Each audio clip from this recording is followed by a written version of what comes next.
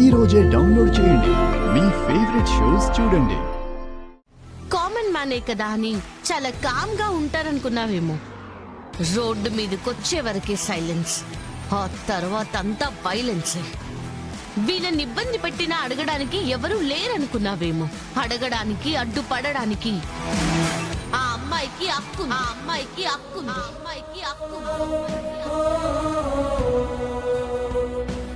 Recovery పద్ధతి మారాలి, లేదంటే ఈసారి ఇంత డిస్కషన్ పెట్టను. ఇదిగోండి, ఇచ్చేయండి. వద్దు వద్దు బాబు, మీ డబ్బులు. ఇప్పుడే దాత్రి అక్క అంది కదా సార్, ప్రేమతో ఇస్తుంది, కాదనకండి. ఆగండి బాబు, 20 ఏళ్ల నుండి ఈ కాలనీలో ఉంటున్నాం.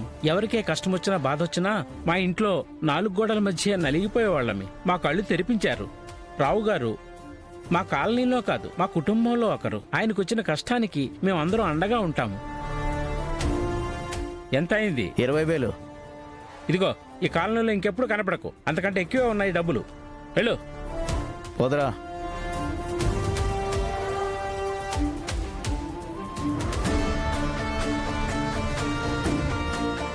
అక్క,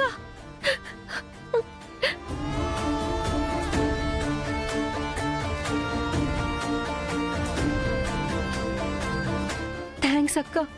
నువ్వు లేకపోతే ఇవాళ నా కుటుంబం మొత్తం ప్రాణాలు పోగొట్టుకునేది. ఏడవకూడదు. పోలీస్ స్టేషన్కి పోతే ఉన్న కొంచెం పరువు పోతుంది.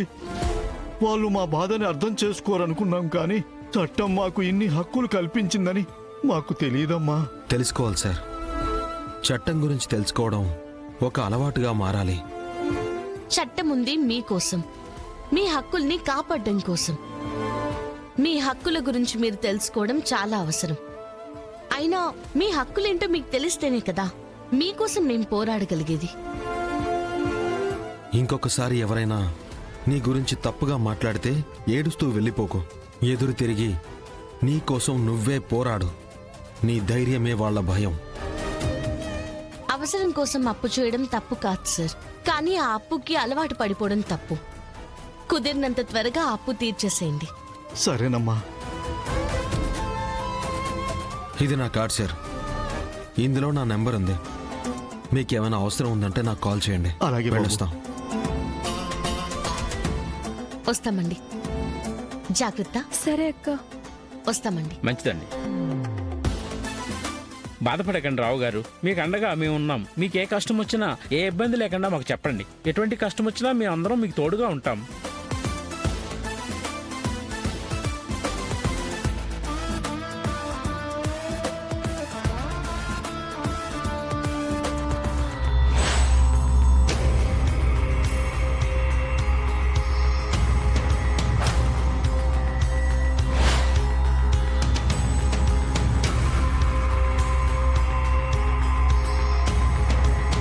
నా టార్గెట్ నువ్వు కాదు, నువ్వు స్థాపించిన ఎంపైర్. భాయ్, వైజాగ్ పోర్టుకి మన ఆర్డీఎక్స్ వచ్చింది. కస్టమ్స్ క్లియర్ చేసి ఇంకో గంటలో మన వాళ్ళు దాన్ని బయటకు తీసుకొచ్చేస్తారు. సూపర్. వెంటనే కన్సైన్మెంట్ని హైదరాబాద్కు తెప్పించు. భాయ్, సిటీలో రీ ఎలక్షన్ వల్ల సెక్యూరిటీ చాలా టైట్గా ఉంది భాయ్. ఈ పరిస్థితుల్లో పార్సిల్ని సిటీలోకి తీసుకురావడం అంటే చాలా కష్టం. దేవాన్ని కూడా ఆ జేడీ లాక్ చేసిందిరా. యువరాజ్కి ఫోన్ చేయి. సరే భాయ్.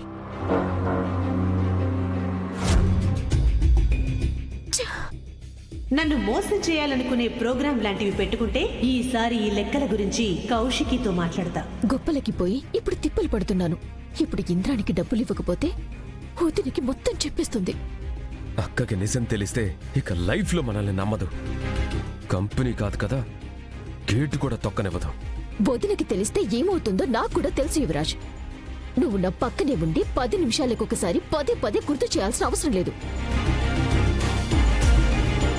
తెలిసి మరీ ఇంద్రాణి దగ్గర డబ్బులు తీసుకున్నావా? అది ఇంద్రాణి అని తెలియక తీసుకున్నానని ఎన్నిసార్లు చెప్పాలి యువరాజ్? అయినా నీకు కూడా తెలుసు కదా, చెవిటోడి చెవిలో శంఖ మోదటం నాది తప్పు.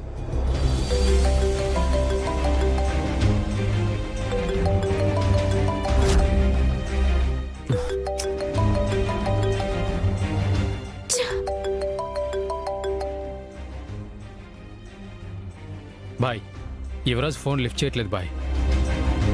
లిఫ్ట్ చేసేంత వరకు చేస్తూనే ఉండు.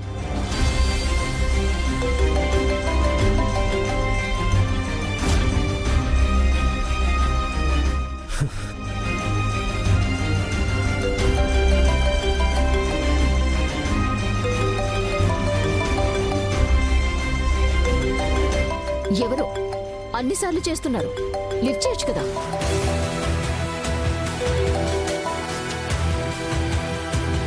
హలో బాయ్. Yuvaraj, the prince. ఏంటి యువరాజ్, మీననంటే భయం పోయిందా? భయపడాల్సిన అవసరం లేదనుకున్నావా? అలాంటిదేం లేదు బాయ్. అలాంటిదేమీ ఉండకూడదు కూడా ప్రిన్స్. ఉంటే ఏమవుతుందో తెలుసు కదా. నువ్వు నా మనిషిగా ఉన్నంత వరకే నీ ప్రాణాలు నీతో ఉంటాయి. గుర్తుపెట్టుకో. అర్థమైంది బాయ్. ఏంటంట? సిటీ అవుట్స్కట్స్ లో నీకు కన్సైన్మెంట్ ఇస్తారు. దాన్ని నువ్వు గోడౌన్కి చేర్చాలి. ఏం కన్సైన్మెంట్ బాయ్? ఆర్డీఎక్స్. సిటీలో ఎలక్షన్స్ వల్ల సెక్యూరిటీ చాలా ఎక్కువగా ఉంది. అదే మీ అక్క వెహికల్ అయితే ఎక్కడ ఎవరు చెక్ చేయరు. ప్లీజ్ బాయ్, ఇప్పుడు మా ఇంట్లో నా పరిస్థితి ఏం బాగాలేదు. మా అక్క చెప్పినట్టు వినకపోతే ఇన్ని రోజులు నేను దేనికోసమైతే కష్టపడ్డానో ఆ గుర్తింపే నాకు లేకుండా పోతుంది బాయ్. నేను చెప్పినట్టు వినకపోతే ప్రాణాలు లేకుండా పోతాయి. నీకు గుర్తింపు కావాలా, ప్రాణాలు కావాలా? ప్రాణాలే కావాలి బాయ్.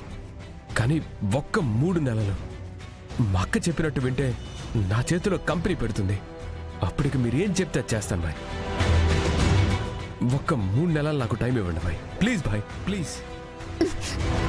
నిషి. హలో మీనన్ బాయ్, నేను నిషిక, యువరాజ్ వైఫ్ని మాట్లాడుతున్నాను. మా ఆయన నువ్వు చెప్పిన పని చేస్తాడు.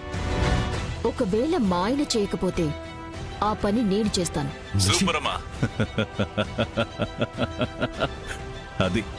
అది వజ్రపాటి ఇంటి కోడలి మాట. నాకు ఈ మాట చాలు. పనెప్పుడు ఫోన్ చేసి చెప్తా.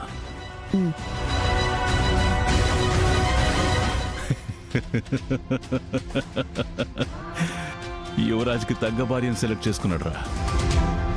నువ్వు కన్సైన్మెంట్ ని హైదరాబాద్కి చేరే ఏర్పాట్లు చేయి. అలాగే బాయ్. అసలు నువ్వేం చేసావు నీకు అర్థం అవుతుందా? మీనంతో డీల్ చేయడం అంటే మా అక్క మీద అరవటం, ఇంట్లో గొడవ చేయడం అనుకుంటున్నావా? తేడా వస్తే ప్రాణాలు పోతాయి. ఇంట్లో ఇలా అందరి కాళ్ళ కింద చెప్పులా బతకడం కంటే అదే బెటర్ యువరాజ్.